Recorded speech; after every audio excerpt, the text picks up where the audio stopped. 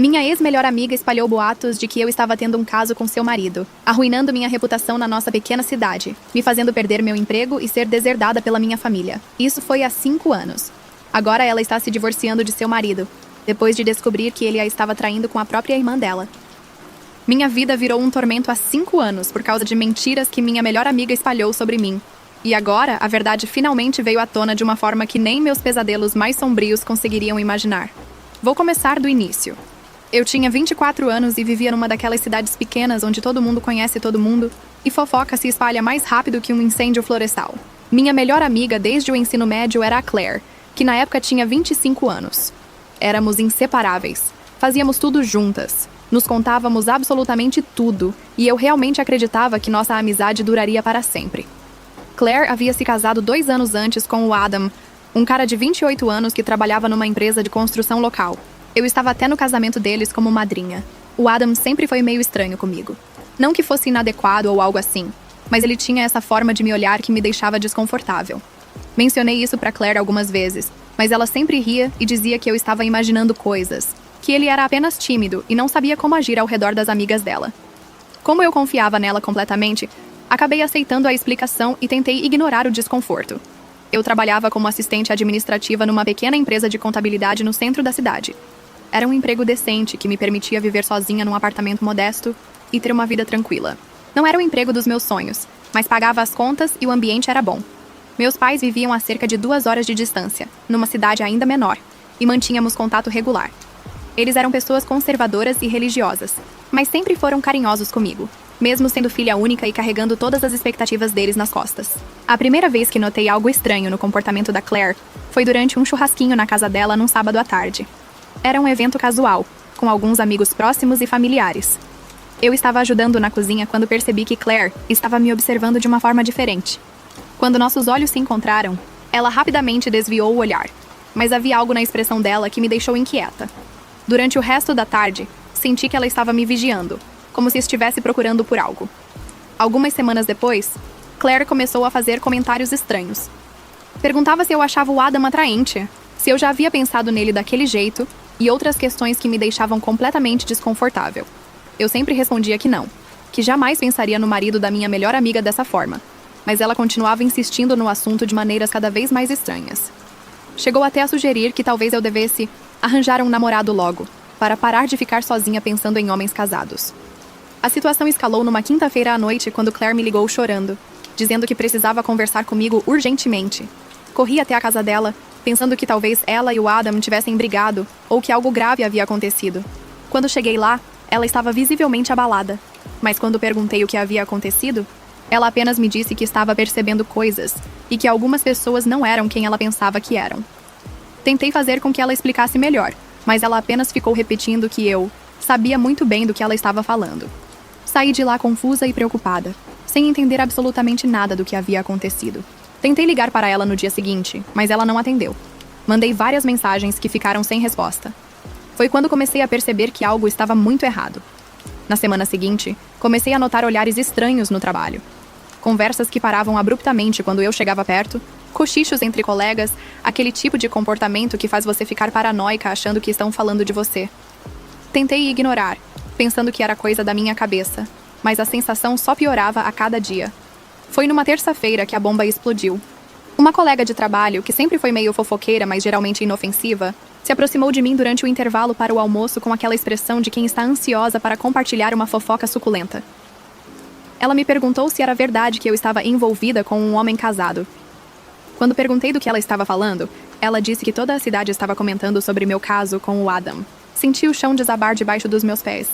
Perguntei quem havia dito isso, e ela mencionou que tinha ouvido de várias pessoas, mas que aparentemente a própria Claire havia contado para algumas pessoas próximas sobre minhas investidas no marido dela.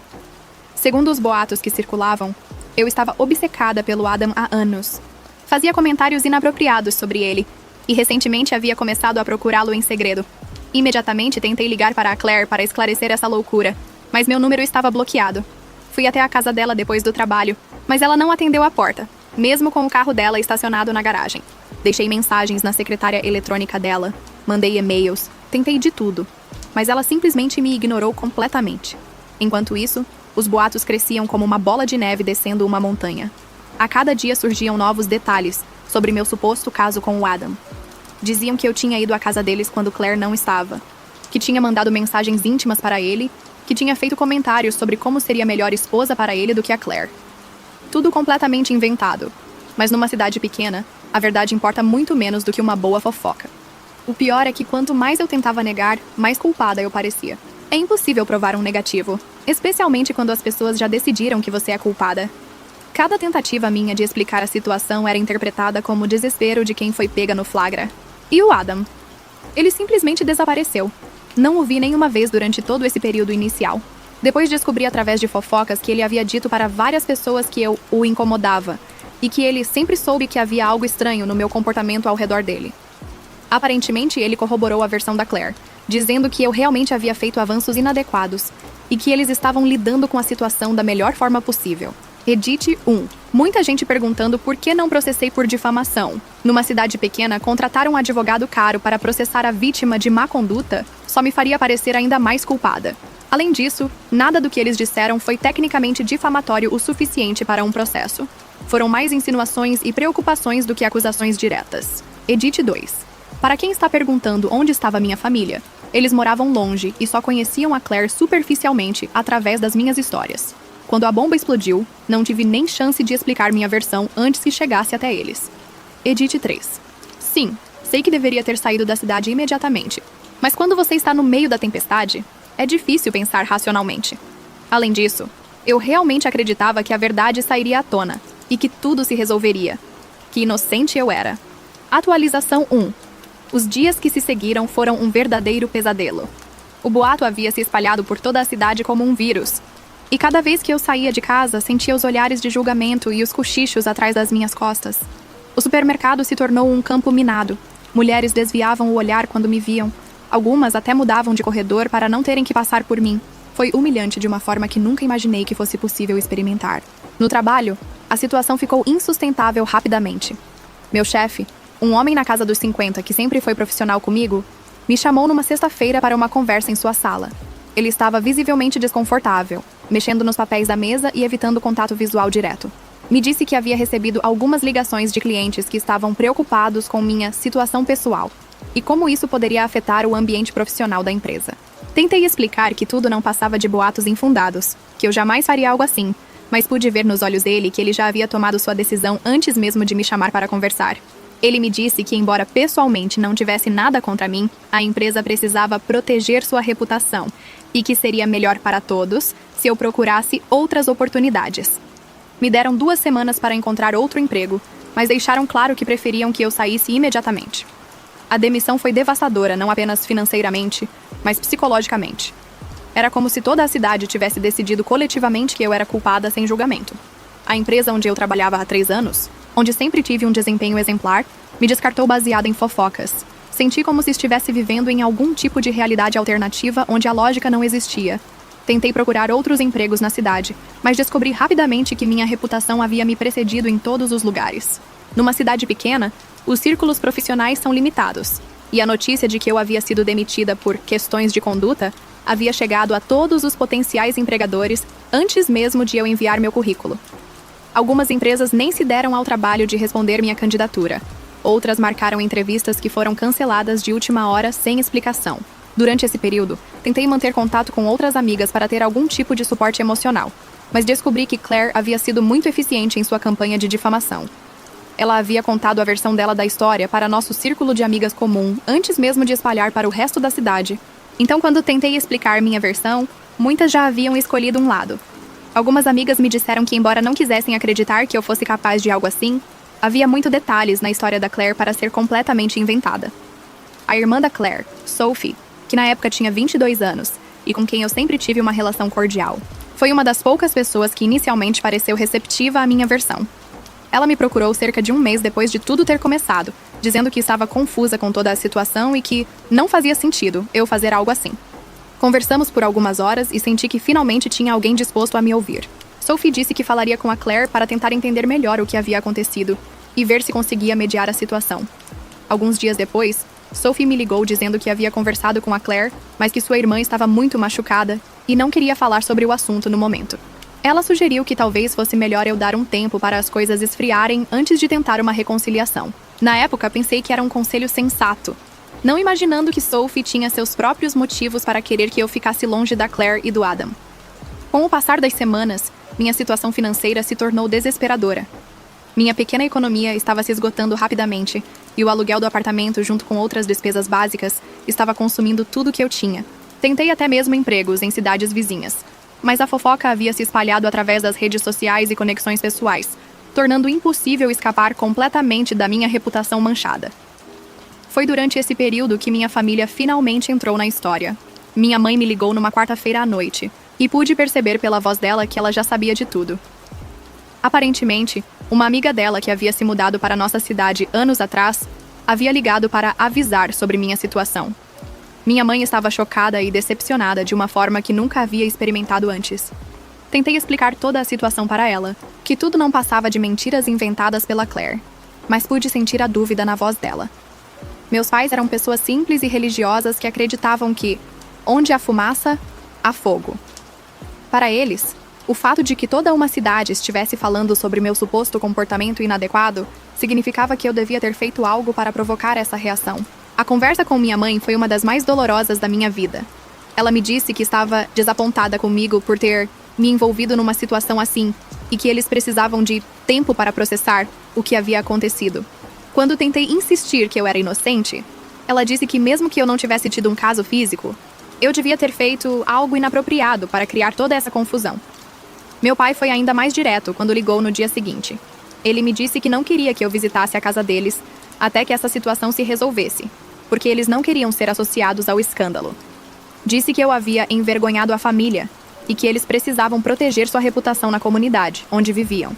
O golpe final veio 2 semanas depois, quando recebi uma carta formal do advogado da família, me informando que eu havia sido removida do testamento deles. A carta explicava que, devido ao meu comportamento imoral comprovado e à vergonha trazida para o nome da família, eles não podiam mais me considerar uma representante digna dos valores familiares. Também me informaram que eu não seria mais bem-vinda nas reuniões familiares e que qualquer tentativa de contato deveria ser feita através do advogado deles. Ler aquela carta foi como receber um soco no estômago. Meus próprios pais haviam me julgado, condenado e descartado baseados em fofocas. Eles escolheram acreditar em estranhos em vez de confiar na filha que criaram por 24 anos. Naquele momento, senti que havia perdido não apenas minha melhor amiga, meu emprego e minha reputação, mas também minha família. A realidade da minha situação finalmente afundou completamente. Eu estava sozinha numa cidade onde era tratada como pária, sem trabalho, sem dinheiro, sem família e sem perspectiva de que as coisas melhorassem. Claire havia conseguido destruir minha vida completamente com suas mentiras. E o pior era que eu nem sabia por que ela havia feito isso. Edit 1. Várias pessoas perguntaram sobre provas. Na época não existia uma cultura tão forte de screenshots e documentação de tudo. Além disso, as acusações eram sempre vagas e interpretativas. Ninguém me acusou diretamente de ter tido intimidade com o Adam, mas de ter comportamento inadequado e fazer avanços. É difícil provar que você não fez algo vago assim. Edit 2. Sim, meus pais foram cruéis, mas tentem entender o contexto. Eles vinham de uma geração e ambiente onde reputação é tudo, especialmente para mulheres. Na cabeça deles, mesmo se eu fosse inocente, o escândalo já era suficiente para me tornar uma má influência. Edit 3. Para quem está perguntando sobre Sophie, na época ela realmente parecia genuinamente preocupada e confusa com a situação. Só anos depois descobri quais eram os verdadeiros motivos dela para querer me manter longe do Adam e da Claire. Edit 4. Muita gente perguntando por que não procurei ajuda psicológica. Numa cidade pequena e conservadora, ir ao psicólogo era visto como admissão de culpa ou instabilidade mental. Além disso, eu mal tinha dinheiro para comer, quanto mais para a terapia. Atualização 2. A situação continuou deteriorando de formas que eu nem imaginava serem possíveis. O isolamento social se tornou tão intenso que eu praticamente virei uma reclusa no meu próprio apartamento. Saía apenas quando absolutamente necessário, sempre com a cabeça baixa, tentando evitar qualquer tipo de contato visual com conhecidos. O supermercado, a farmácia, até mesmo a ida ao correio se tornaram expedições militares onde eu planejava rotas e horários para minimizar encontros indesejados. Minha situação financeira estava desesperadora, Depois de 2 meses desempregada, havia esgotado completamente minhas economias e estava atrasada no aluguel. Meu senhorio, um homem idoso que sempre foi compreensivo, me chamou para uma conversa constrangedora onde disse que, embora pessoalmente não acreditasse nos boatos, outros inquilinos do prédio estavam desconfortáveis com minha presença, e havia pressão para que ele resolvesse a situação. Tentei explicar que estava procurando emprego ativamente e que logo conseguiria pagar os atrasos, mas pude ver que ele já havia tomado sua decisão. Me deu 30 dias para encontrar outro lugar, o que na prática significava que eu teria que deixar a cidade, já que ninguém mais alugaria um apartamento para a destruidora de lares local. Durante essa época terrível, comecei a observar padrões estranhos no comportamento das pessoas ao meu redor. Percebi que havia muito mais detalhes nos boatos do que Claire poderia ter inventado sozinha. As pessoas falavam sobre conversas específicas que eu supostamente havia tido com o Adam, mensagens que eu teria enviado, até mesmo roupas que eu estava usando em determinadas ocasiões quando supostamente o procurei. Era como se alguém estivesse documentando e inventando uma narrativa detalhada da minha vida. Foi então que comecei a suspeitar que talvez Claire não estivesse agindo sozinha nessa campanha de difamação. Algumas das evidências que circulavam eram tão específicas e elaboradas que pareciam ter sido plantadas deliberadamente. Por exemplo, várias pessoas mencionaram que eu havia confessado minha obsessão pelo Adam para uma amiga comum durante um happy hour que havia acontecido 3 meses antes. O problema era que eu nem havia ido àquele happy hour. Estava com gripe naquela noite e tinha prova disso porque havia ido ao médico. Tentei investigar discretamente quem estava espalhando esses detalhes específicos, mas descobri que era impossível rastrear a origem das fofocas. Era como tentar encontrar a fonte de um rio. Quanto mais você seguia a corrente, mais ela se ramificava em pequenos afluentes que pareciam não ter começado em lugar nenhum. O comportamento do Adam também era estranho. Nas poucas vezes que o vi de longe durante esse período, ele parecia genuinamente desconfortável e nervoso, como alguém que estava escondendo algo. Não era o comportamento de um homem que estava sendo acusado de maneira exagerada por uma mulher obsessiva. Era mais como alguém que estava com medo de que algo fosse descoberto. Minha última tentativa de salvar minha vida naquela cidade foi procurar o pastor da igreja local. Mesmo não sendo particularmente religiosa, sabia que numa comunidade pequena e conservadora, ter o apoio da igreja poderia fazer diferença. Marquei uma conversa privada com ele, esperando encontrar compreensão e talvez alguma mediação. A reunião foi um desastre completo. O pastor me recebeu com uma expressão de desaprovação que deixou claro que ele já havia formado sua opinião sobre mim antes mesmo de eu abrir a boca.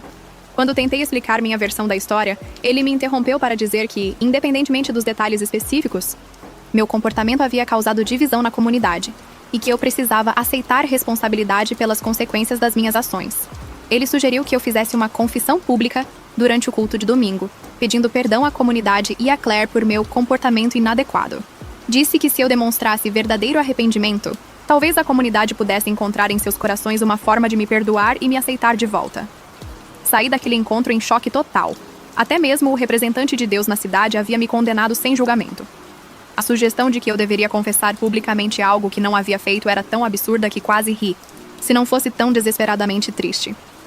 Foi nesse momento que finalmente aceitei que não havia mais nada que eu pudesse fazer para salvar minha reputação naquela cidade.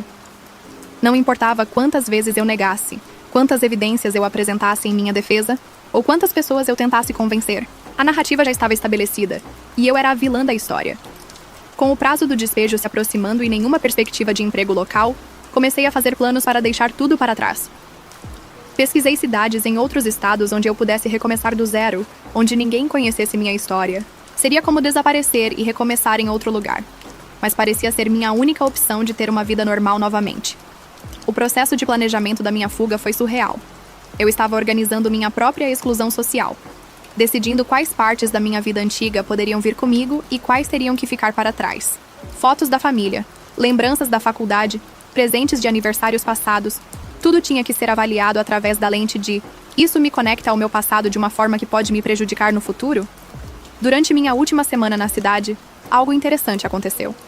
Encontrei com uma colega de trabalho da minha antiga empresa no supermercado, uma mulher mais velha que sempre foi gentil comigo. Ela se aproximou discretamente e me disse que sabia que algo não estava certo na história toda. Aparentemente, algumas inconsistências nos boatos haviam começado a incomodar algumas pessoas mais observadoras. Ela mencionou que havia notado que Claire estava muito interessada em espalhar a história, mais do que seria natural para alguém que estava simplesmente se protegendo de uma amiga problemática. Também disse que o timing de tudo parecia suspeito. Por que essas supostas investidas minhas no Adam teriam começado justamente quando Claire decidiu falar sobre elas? Embora essa conversa tenha me dado um pouco de validação, chegou tarde demais para fazer qualquer diferença prática. Eu já estava comprometida com minha decisão de partir, e mesmo que algumas pessoas começassem a questionar a narrativa oficial, não seria suficiente para reverter o dano já causado. Meu último dia na cidade foi melancólico e libertador ao mesmo tempo. Carreguei meus poucos pertences restantes no carro que havia comprado com o dinheiro da venda dos meus móveis, e me despedi silenciosamente da vida que havia construído ali. Não tinha ninguém para me despedir pessoalmente. Todas as pontes haviam sido queimadas, voluntária ou involuntariamente. Em um último ato de encerramento, decidi passar de carro pela casa da Claire uma última vez. Foi então que vi algo que finalmente fez tudo se encaixar. O carro do Adam estava na garagem às 2 da tarde numa terça-feira, quando ele supostamente deveria estar no trabalho, e através de uma janela, pude ver a silhueta da Sophie. Naquele momento, tudo fez sentido. Eles provavelmente vinham se encontrando durante o horário de trabalho há meses, talvez anos. Quase parei o carro para tirar uma foto como prova, mas percebi que não importava mais. Eu estava indo embora, e qualquer coisa que eles estivessem fazendo um dia acabaria voltando para eles. Às vezes, o destino não precisa da nossa ajuda. Enquanto dirigia para fora da cidade pela última vez, senti uma mistura estranha de alívio e tristeza. Estava escapando do tormento que minha vida havia se tornado, mas também estava deixando para trás a pessoa que eu costumava ser. A mulher jovem e otimista que havia chegado àquela cidade anos antes não existia mais, dando lugar a alguém mais cínica e cautelosa que havia aprendido da pior forma possível que as pessoas podem ser cruéis sem motivo. Edit 1. Muita gente perguntando se eu tentei gravar conversas ou conseguir provas da conspiração. Na época, eu estava tão emocionalmente destruída que mal conseguia funcionar no dia a dia, quanto mais conduzir uma investigação. Além disso, gravar conversas sem consentimento é ilegal na maioria dos estados. Edit 2. Sim, o pastor realmente sugeriu que eu confessasse publicamente algo que não fiz. Isso mostra como o poder da fofoca pode corromper até mesmo líderes religiosos que deveriam buscar a verdade e a justiça. Edit 3. Para quem está criticando minha decisão de fugir em vez de lutar, vocês não estavam lá. Não sabem como é viver numa cidade onde literalmente todo mundo te olha como se você fosse uma pessoa terrível. A saúde mental tem limites, e eu havia chegado no meu. Edit 4. Alguns comentários perguntaram sobre pensamentos muito sombrios durante esse período, mas sempre soube que dar essa satisfação para a Claire seria a pior vingança possível para mim mesma. Minha teimosia me salvou em muitos sentidos. Atualização 3. Os primeiros anos após deixar minha cidade natal foram uma batalha constante contra a tristeza profunda, ansiedade e uma paranoia social que eu nunca havia experimentado antes. Me mudei para uma cidade média no Oregon, suficientemente longe para que ninguém conhecesse minha história, mas perto o bastante da civilização para conseguir reconstruir minha vida profissional. Escolhi deliberadamente um lugar onde eu pudesse me tornar invisível, nem muito pequena onde todos se conhecem, nem muito grande onde é impossível formar conexões reais. Os primeiros meses foram devastadores. Vivia num estúdio minúsculo que mal cabia uma cama e uma mesinha, sobrevivendo com o pouco dinheiro que havia conseguido juntar vendendo tudo o que possuía. Consegui um emprego temporário numa empresa de telemarketing, um trabalho desgastante que pagava muito pouco, mas que pelo menos me permitia pagar aluguel e comprar comida básica. O isolamento social era voluntário dessa vez. Eu tinha tanto medo de me conectar com pessoas novas que evitava qualquer interação que não fosse absolutamente necessária. A terapia se tornou essencial para minha sobrevivência mental. Encontrei uma psicóloga que aceitava meu plano de saúde básico e comecei a trabalhar através do trauma de ter minha vida inteira destruída por mentiras. As primeiras sessões foram difíceis. Eu mal conseguia falar sobre o que havia acontecido sem ter ataques de ansiedade. O sentimento de injustiça era tão intenso que às vezes me sentia fisicamente mal ao lembrar de tudo. Com o tempo, comecei a entender que Claire havia me escolhido como bode expiatório para algum problema em seu casamento que eu nem sabia que existia. Minha terapeuta me ajudou a perceber que pessoas que fazem esse tipo de coisa geralmente estão projetando suas próprias inseguranças e problemas nos outros. Claire provavelmente sabia ou suspeitava que Adam estava traindo, mas em vez de confrontar a realidade, preferiu criar uma narrativa onde eu era a vilã. Lentamente, muito lentamente, comecei a reconstruir minha vida. Depois de 1 ano no telemarketing, consegui um emprego melhor numa pequena empresa de marketing digital. Meu chefe era um cara progressista na casa dos 30 que valorizava a competência acima de qualquer outra coisa, e eu estava desesperada para provar meu valor profissional. Trabalhei como uma pessoa obstinada, chegando cedo, saindo tarde, aceitando qualquer projeto que aparecesse. Minha dedicação excessiva ao trabalho era claramente uma forma de escapismo, mas pelo menos era produtiva. Em 2 anos, havia me tornado indispensável na empresa e recebi uma promoção significativa. Pela primeira vez desde o pesadelo ter começado, senti que estava recuperando algum controle sobre minha vida. Socialmente, o progresso foi muito mais lento. Fiz algumas amizades superficiais no trabalho, mas sempre mantinha as pessoas a uma distância segura. A ideia de confiar completamente em alguém novamente me aterrorizava. Quando colegas me convidavam para happy hours ou festas, eu sempre inventava desculpas.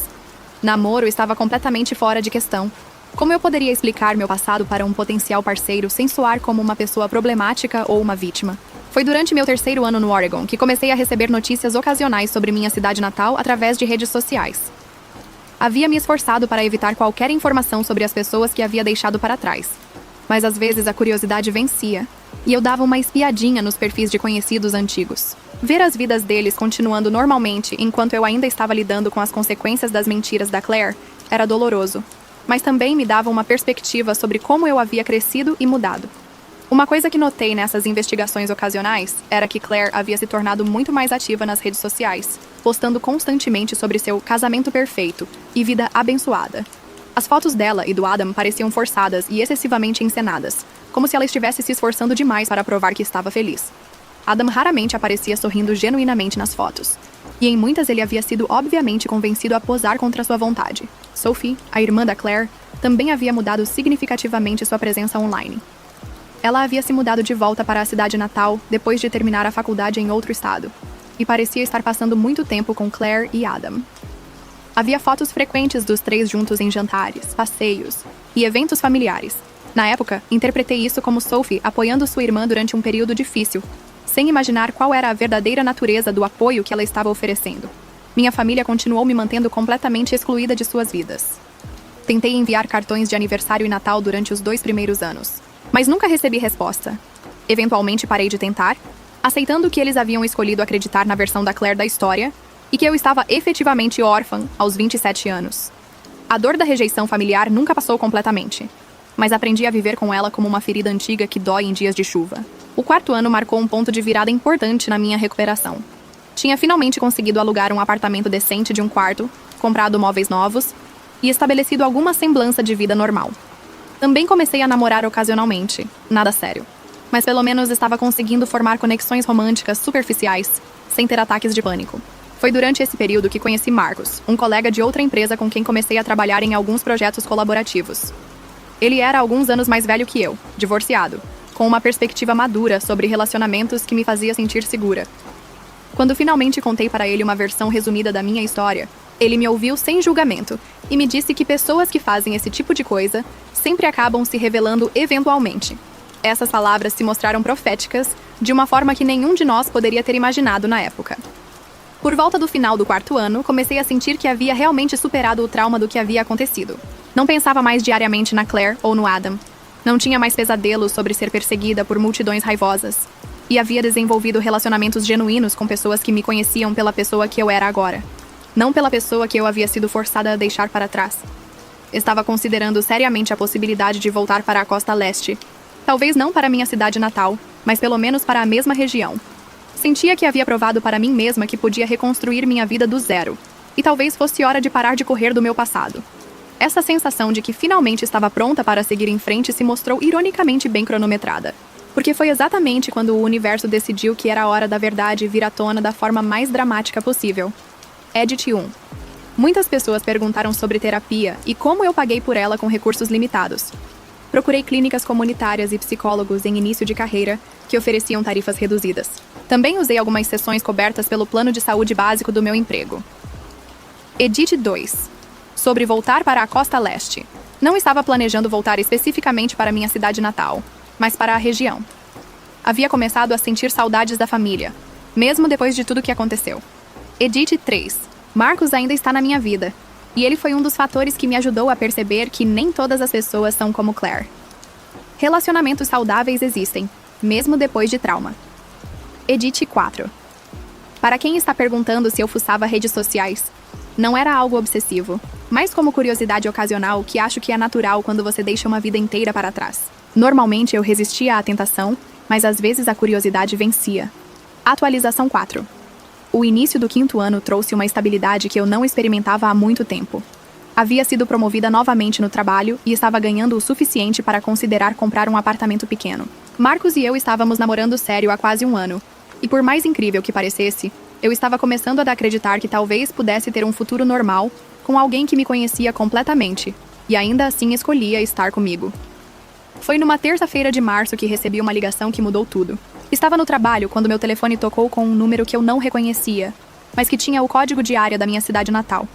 Normalmente eu ignoraria, mas algo me fez atender. A voz do outro lado era familiar, mas levou alguns segundos para eu processar quem estava falando. Era Kevin, um cara que havia sido parte do nosso grupo de amigos há anos. Ele estava claramente nervoso e disse que havia conseguido meu número através de uma rede complexa de conhecidos mútuos. Pelo tom da voz dele, sabia que não estava ligando para conversar sobre os velhos tempos. Kevin me contou que toda a cidade estava em polvorosa por causa de um escândalo que havia explodido no fim de semana anterior. Durante um jantar de domingo na casa dos pais da Claire e Sophie, que aparentemente era uma tradição familiar mensal, Sophie apareceu com uma barriga claramente visível de gravidez. Isso em si não seria um escândalo, exceto pelo fato de que quando a família começou a comemorar e perguntar sobre o pai do bebê, a resposta de Sophie chocou todo mundo presente. Adam havia se levantado da mesa e anunciado que ele era o pai da criança. O jantar aparentemente desceu ao caos total. Claire teve o que Kevin descreveu como um colapso emocional completo, gritando e atirando pratos enquanto Sophie chorava. E Adam tentava explicar que eles não haviam planejado que acontecesse assim. Os pais ficaram em choque total, sem saber como reagir ao fato de que uma filha estava grávida do cunhado da outra filha. Mas a parte que realmente me deixou sem fôlego foi o que Kevin me contou em seguida. Aparentemente, durante o drama que se seguiu, Sophie revelou que o envolvimento com Adam vinha acontecendo há mais de 3 anos. 3 anos. Isso significava que eles estavam se envolvendo intimamente durante todo o período em que Claire estava espalhando boatos sobre meu suposto caso com ele. Kevin disse que a notícia havia se espalhado pela cidade como fogo, e agora todo mundo estava reconectando os pontos sobre o que realmente havia acontecido 5 anos atrás. As pessoas estavam percebendo que Claire havia inventado a história sobre mim para desviar a atenção do que realmente estava acontecendo em seu casamento. Ela provavelmente sabia ou suspeitava do caso e decidiu criar um bode expiatório em vez de confrontar a realidade. A ironia da situação era tão intensa que quase não consegui processar. Enquanto eu estava sendo condenada publicamente por um caso que nunca aconteceu, Adam estava realmente traindo a esposa com a irmã dela. Exatamente o tipo de comportamento escandaloso que a cidade pensava que eu estava envolvida. Kevin me disse que Claire havia se trancado em casa desde domingo e não estava atendendo o telefone de ninguém. Adam havia se mudado temporariamente para um motel local enquanto descobria seus próximos passos. Sophie estava morando com os pais, que aparentemente estavam tão chocados que mal conseguiam falar com ela. Mas o que realmente me deixou sem palavras foi quando Kevin mencionou que várias pessoas haviam começado a se lembrar de inconsistências na história original sobre mim. Algumas estavam admitindo que nunca havia feito muito sentido, especialmente considerando minha personalidade e a forma como eu sempre havia tratado relacionamentos. A cidade inteira estava tendo que confrontar o fato de que havia destruído a vida de uma pessoa inocente baseado em mentiras. Depois que desliguei o telefone, fiquei sentada no meu escritório em choque total por pelo menos 1 hora. 5 anos. 5 anos da minha vida haviam sido arruinados por uma mentira elaborada criada para esconder a verdadeira traição que estava acontecendo bem debaixo do nariz de todo mundo.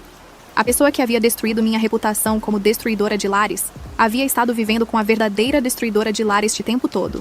Nos dias que se seguiram, comecei a receber mais ligações e mensagens de pessoas da minha cidade natal. Algumas eram pedidos de desculpas genuínos de pessoas que haviam acreditado nos boatos, e agora se sentiam terríveis por terem me tratado tão mal. Outras eram ligações curiosas de fofoqueiros que queriam detalhes sobre como eu estava e o que eu pensava sobre toda a situação. Uma das ligações mais difíceis foi da minha antiga colega de trabalho, aquela que havia me dado uma pista de que algo não estava certo antes de eu partir.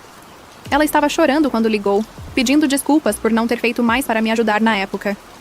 Disse que muitas pessoas no trabalho sempre souberam que algo estava estranho na história, mas que haviam ficado com medo de se manifestar contra a narrativa dominante. Também soube, através dessas ligações, que o escândalo havia atingido Claire de forma devastadora. Aparentemente, ela havia desenvolvido uma reputação na cidade como alguém que criava drama e inventava histórias. E agora que a verdade havia saído, pessoas estavam questionando outras coisas que ela havia dito ao longo dos anos. Sua credibilidade estava completamente destruída. O mais chocante foi descobrir que Adam e Sophie aparentemente haviam planejado revelar o relacionamento deles de qualquer forma, com ou sem a gravidez. Segundo os boatos que chegavam até mim, eles estavam apaixonados e haviam decidido que não podiam mais esconder seus sentimentos. A gravidez apenas forçou uma revelação mais dramática do que eles haviam planejado. Marcos foi incrível durante esse período de revelações. Ele me segurou enquanto eu processei a raiva, a validação e a sensação surreal de que minha versão da história havia finalmente sido provada verdadeira. Também me ajudou a trabalhar através da decisão de como responder a todas as pessoas que estavam tentando entrar em contato comigo. Decidimos juntos que eu não voltaria para a cidade, pelo menos não ainda. Mesmo com minha inocência provada, havia muito trauma associado àquele lugar. Além disso, eu havia construído uma vida boa no Oregon, e voltar se sentiria como dar passos para trás em vez de seguir em frente. Mas havia uma conversa que eu sabia que eventualmente teria que ter, e essa era com minha família.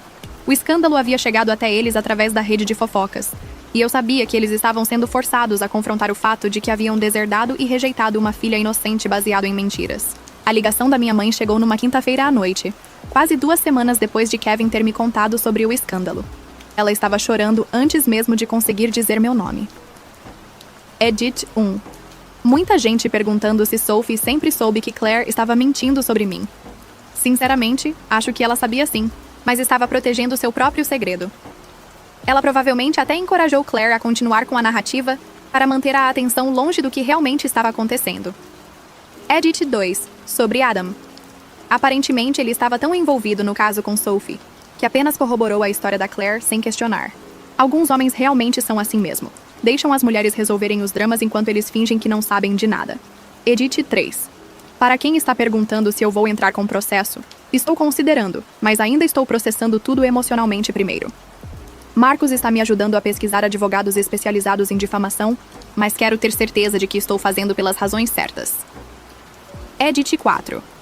Sim, é irônico que a verdadeira destruidora de lar era literalmente a irmã morando na mesma casa. Às vezes a realidade é mais bizarra que qualquer ficção. Atualização 5. A conversa com minha mãe foi uma das mais emocionalmente intensas da minha vida.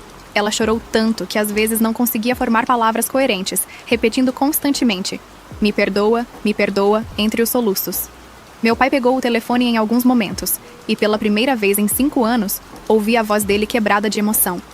Eles me contaram que haviam sabido da verdade através de conhecidos na cidade, e que estavam devastados ao perceber que haviam destruído o relacionamento com sua única filha, baseado em mentiras. Minha mãe disse que não havia dormido desde que soube, passando as noites acordada pensando em como havia falhado comigo quando eu mais precisei de apoio. Foi difícil ouvir o desespero deles, especialmente porque uma parte de mim havia sonhado com esse momento de validação durante anos. Mas agora que estava acontecendo, eu me sentia mais vazia do que vingada. O dano já estava feito. Eu havia perdido 5 anos cruciais da minha vida, anos em que deveria estar construindo carreira, relacionamentos e memórias com minha família. Disse para eles que precisava de tempo para processar tudo e que não estava pronta para tomar decisões grandes sobre nossa reconciliação. Eles entenderam, ou pelo menos disseram que entendiam, e me pediram apenas para considerar a possibilidade de nos encontrarmos algum dia, quando eu me sentisse pronta. Enquanto isso, o drama na minha cidade natal continuava se desenrolando de forma cada vez mais caótica. Através da rede de fofoca que agora me mantinha informada, soube que Claire havia entrado com pedido de divórcio e estava exigindo metade de tudo, incluindo a casa que eles haviam comprado juntos. Adam aparentemente estava tentando argumentar que merecia mais porque Claire havia arruinado a reputação dele na cidade com suas mentiras. A ironia dessa reviravolta era impressionante. O homem que havia ficado quieto enquanto eu era perseguida por toda a cidade agora estava preocupado com sua própria reputação sendo arruinada. Aparentemente, ser conhecido como o cara que engravidou a cunhada era pior para ele do que ser conhecido como o cara que foi acusado injustamente de ter sido assediado pela amiga da esposa. Sophie havia se mudado para um apartamento pequeno, com a ajuda financeira dos pais, que estavam tentando navegar pela situação impossível de apoiar uma filha grávida, enquanto lidam com a devastação emocional da outra filha. Pelos relatos que recebi, a família inteira estava em terapia familiar, tentando processar como tudo havia chegado nesse ponto. Mas a parte mais satisfatória de toda essa situação foi descobrir como Claire estava lidando com a inversão de papéis. Agora, ela era a pessoa sobre quem toda a cidade estava falando. Exceto que dessa vez os boatos eram verdadeiros. Pessoas que haviam apoiado ela contra mim 5 anos atrás, agora a viam como uma mentirosa manipuladora que havia destruído a vida de uma pessoa inocente. Recebi relatos de que Claire havia tentado mudar a narrativa, alegando que ela sempre soube sobre Adam e Sophie, mas que havia tentado proteger a família inventando a história sobre mim. Obviamente, ninguém estava comprando essa versão revisada da história, especialmente considerando o nível de detalhes elaborados que ela havia inventado sobre meu suposto comportamento. Algumas pessoas começaram a me enviar mensagens através de redes sociais, pedindo desculpas e perguntando se eu voltaria para a cidade. Um grupo de mulheres que haviam sido particularmente cruéis comigo na época até organizou uma espécie de carta de desculpas coletiva, admitindo que haviam se comportado terrivelmente e pedindo meu perdão. Marcos me ajudou a responder a essas mensagens de forma educada, mas distante. Agradeci as desculpas, mas deixei claro que havia seguido em frente com minha vida e não estava interessada em reviver o passado. Algumas pessoas ficaram decepcionadas com minha resposta, como se esperassem que eu ficasse grata por finalmente me aceitarem de volta depois de me crucificarem baseado em mentiras. A situação legal começou a ficar interessante quando consultei um advogado especializado em difamação sobre minhas opções. Ele me disse que eu tinha um caso muito forte contra Claire, especialmente considerando as consequências documentadas dos boatos dela.